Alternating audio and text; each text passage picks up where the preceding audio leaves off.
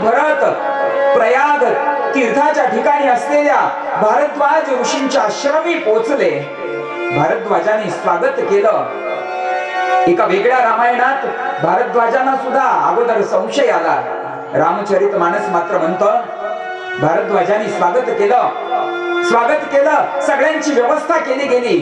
योग बलानं सर्व सोयी सुविधा त्या ठिकाणी निर्माण केल्या गेल्या होत्या. सगळ्या सोयी आल्या. सगळ्या सोयी अयोध्यावासियांना सहज मिळाल्या. आज विश्रांती घेऊ लागले सगळे. भरताने कशाचाही स्वीकार केला नाही. भरत जागा आहे भारद्वाज मुनींच्या समोर. आणि मंडळी, भारद्वाज मुनींच्या मुखी या ठिकाणी जे शब्द आले हे शब्द फार महत्वाचे आहेत.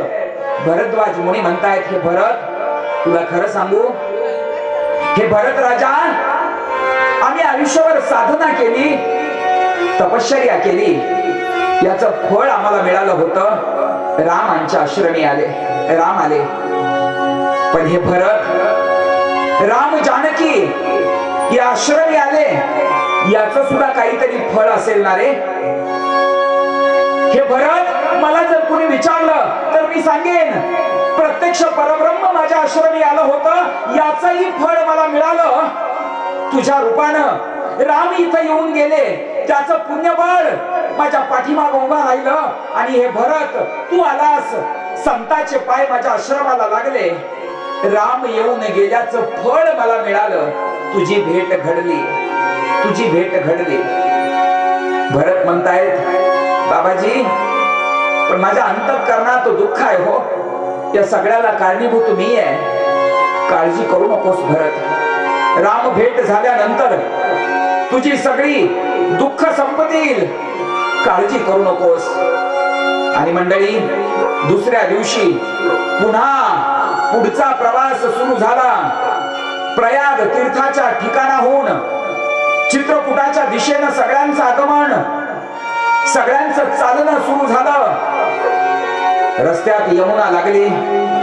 यमुनेचं निळं सावळं जल बघितल्यानंतर पुन्हा भरतजींच्या डोळ्यात पाणी उभं राहिलं. निळा सावळा राम आठवला. रामजींना भरत आठवला होता, भरताला राम आठवले. दोघांच्या मनाची अवस्था सारखी, किती सारखी. रस्त्याने चालत आहेत ना भरत शत्रुघ्न. रस्त्यात उभा राहिलेली माणसं म्हणत होती, अरे पुन्हा एकदा जे दोघं पुढे गेले होते तेच वेश बदलून आले की काय? हा रामासारखा दिसतो, हुबेहूब रामासारखा. का? अंतःकरणात सदैव राम, अंतःकरणात सदैव राम. भरत चालू लागले, भरत चालू लागले. यमुना तीरावरचा मुक्काम संपून पुढे चालणं सुरू झालेलं. पुन्हा प्रवास, पुन्हा चालणं सुरू आहे.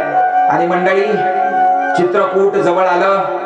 चित्रकूट जवळ आल्यानंतर मात्र सर्वांच्या अंतःकरणाला आनंद झाला होता. सगळ्यांना आनंद झालेला. भरत चालत आहेत. जसा जसा चित्रकूट जवळ येऊ लागला तसा तसा भरताच्या मनीचा विषाद नाहीसा होऊ लागला होता. भरत राम प्रेमात आनंदून जाऊ लागला होता. तेवढ्यात रामजींकडे व्रत पोचलं.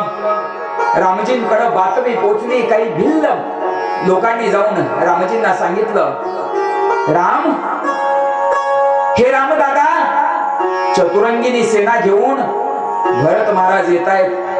चतुरंगिनी सेना. रामजींना आनंद झाला, रामजींना आनंद झाला. पण लक्ष्मणाला प्रचंड संताप आला. चतुरंगिनी सेना, का म्हणून सेना?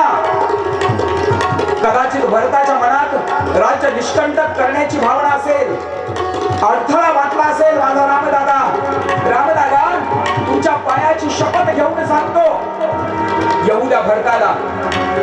आला आहे ना, सेना घेऊन आलाय. आज भगवान शिवजीने सुद्धा त्याला सहाय्य केलं तर मी भरताला सोडणार नाही. येऊ द्या, त्या ठिकाणी मी उभा राहील. भरताला वाटलं काय, राम वनामध्ये एकटा आहे, लक्ष्मण आहे इथं, त्याला अगोदर माझा सामना करावा लागेल, मग त्याला तुमच्यापर्यंत यावं लागेल. लक्ष्मणाचा राग प्रकट झाला. त्याच आकाशवाणी प्रकट झाली आणि आकाशवाणी म्हणाली, हे लक्ष्मण, तुमचा प्रभाव सर्व जाणून आहेत, पण लक्ष्मणा, अविचार करू नका, अयोग्य बोलू नका, भरताचा हेतू विचारात घ्या. आकाशवाणीचे शब्द कानावरती पडले होते. राम म्हणाले, लक्ष्मण, काय विचार करतोयस रे? लक्ष्मणा, तुझ्या मनात संशयच येत असेल तर ऐक. मी बाबांची शपथ घेऊन सांगतो, मी महाराज दशरथांची शपथ घेऊन सांगतो. लक्ष्मणा, भरतासारखा बंधू या त्रैलोक्यात मिळायचा नाही रे. भरतासारखा बंधू या त्रैलोक्यात मिळायचा नाही. माझा भरत असं करणार नाही. माझा भरत माझ्यावरती खूप प्रेम करतो.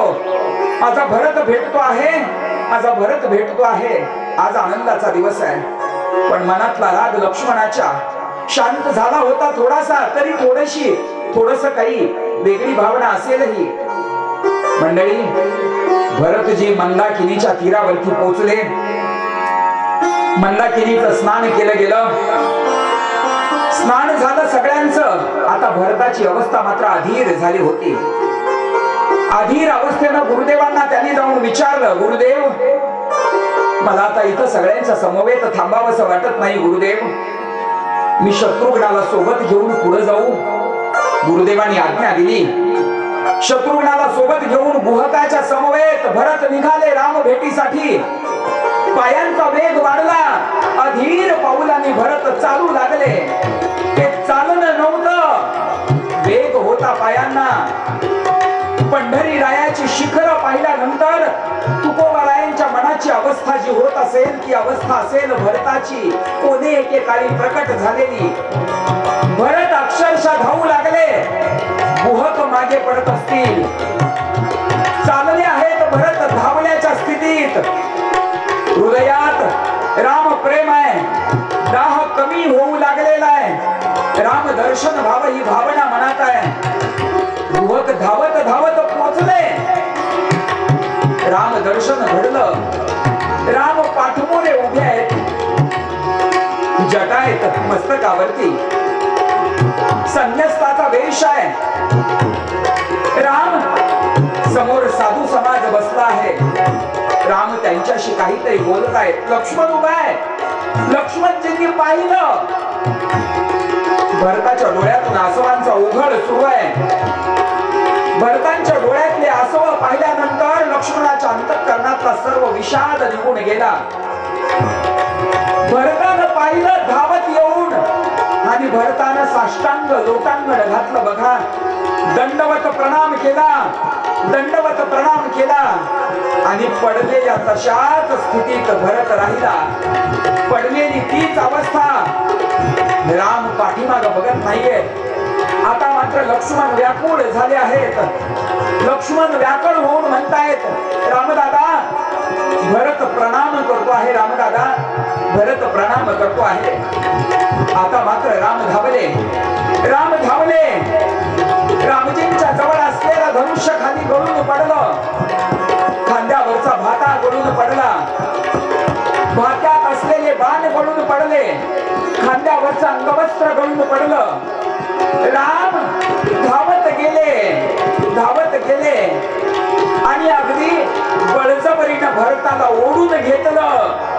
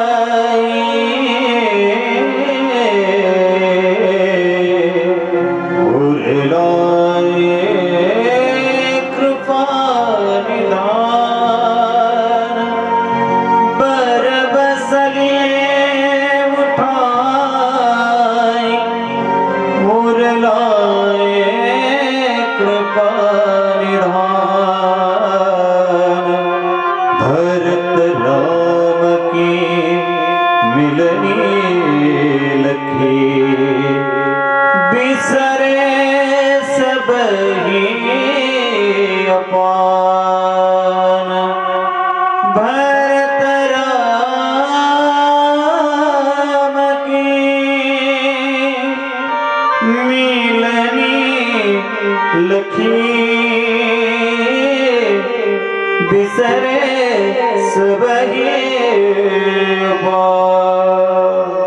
रामजींनी बळजबरीने भरताला ओढून घेतलं, उठवलं अगोदर आणि अक्षरशः ओढून घेतलं, आलिंगन दिलं. राम मिठीमध्ये भरत, भरतजींच्या मिठीमध्ये राम. हृदयात प्रेम दाटून आल्याची स्थिती आहे. कितीतरी वेळ हे दोन बंधू एकमेकांच्या मिठीत आहेत.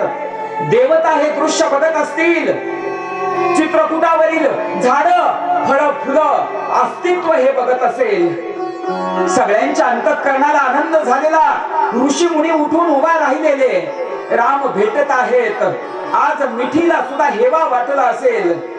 मिठी मिठी बन गई थी, आज का दिन कुछ अलग था. राम भेटत आहेत भरताला, भरत भेटत आहेत रामजींना. देवता पुष्पवृष्टी करू लागल्या. सगळ्या देवतांना आश्चर्य वाटू लागलं होतं.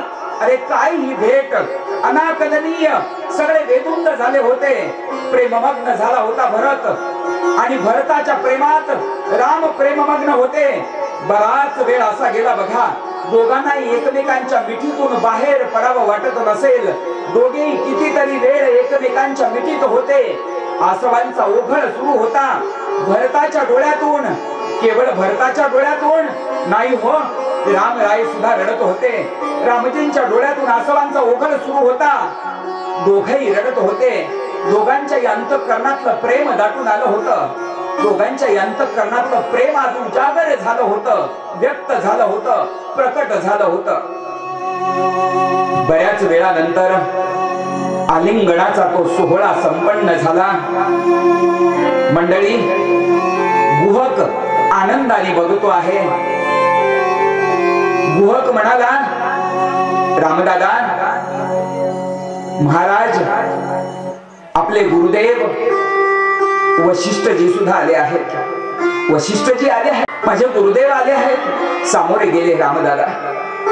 वशिष्ठजींना सामोरून येताना बघितलं, नमस्कार केला. पण वशिष्ठजींनी गुहकाला दिलेलं आलिंगन पाहिलं होतं बघा. वशिष्ठजी आता मात्र गुहकापासून दूर राहू शकले नाहीत. ज्या वेळेला प्रथम भेट झाली होती शृंगवेरपुरी, त्यावेळेला भरताना आलिंगन दिलं होतं. पण वशिष्ठजी अंतर राखून होते. पण आता मात्र वशिष्ठजींना अंतर राखता आलं नाही. वशिष्ठजी गुहकाला सुद्धा आलिंगन देते झाले. मिठी मारली. सगळ्यांना आनंद झाला होता. गुहकानं हेही सांगितलं, सर्व माताजी आलेल्या आहेत, आई आली आहे. राम पुन्हा सामोरे गेले. समोरून माता येत होत्या. रामजींनी पाहिलं, अमंगल वेश आहे. अंगावरची वस्त्र पांढरी आहेत. चेहऱ्यावरती दुःख आहे, आसवांचा ओघळ आहे. तीनही माता रामाकडे बघतायत. राम आपल्या मातांकडे बघतायत. एकमेकांकडे पाहताना ऊर दाटून आल्याची स्थिती आहे. आणि मंडळी, राम सामोरे झाले आणि पहिल्यांदा वंदन केलं त्यांनी माता कैकेयीजींना. राम प्रथम कैकेयीच्या चरणावरती वाकले. सरल शोभाय भक्तिवती देवी, प्रथम राम भेटी कैकेयी, सरल शोभाय भक्तिवती देवी, पद परी लीला प्रबोधो गहोरी, पद परी लीला प्रबोधो गहोरी, काल करम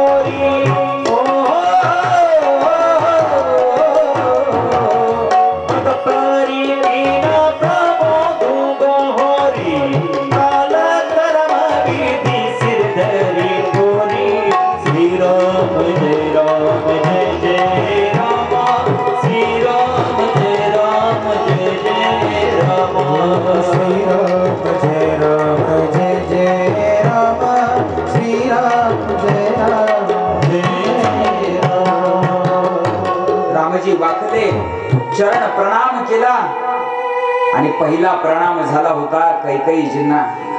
कैकेयीच्या चरणी वाकले राम. कैकेयीजी माग सरल्या म्हणाल्या, राम माझ्या चरणांना स्पर्श करू नको राम. महाराज यांचं निधन माझ्यामुळे झालंय, तुम्हाला वनवास माझ्यामुळे घडलाय, आम्हा सर्वांना वैधव्य माझ्यामुळे आलंय राम. या सगळ्यांच्या मुळाशी मी आहे राम. माझ्या चरणांना नमस्कार नको करू, माझ्या पायाला स्पर्श नको करू. रामजी म्हणतायत, आई मनात विषाद वाटून घेऊ नकोस आई, हे तुझ्यामुळे नाही घडलेलं, दैव अशा स्वरूपाचं होतं, त्याच्याही वरती ईश्वर इच्छा होती आई. याला तू कारणीभूत नाहीयेस आई, शांत हो, रडू नकोस. तुझ्या डोळ्यातली आसव मला बघावीशी वाटत नाही ताई. ईश्वर इच्छा प्रधान असते आई, तुझी काय चूक. आणि मंडळी खरंच विचार करा हो, कैकेयीची चूक होती, तिची बुद्धी मंथरेनं फिरविली होती.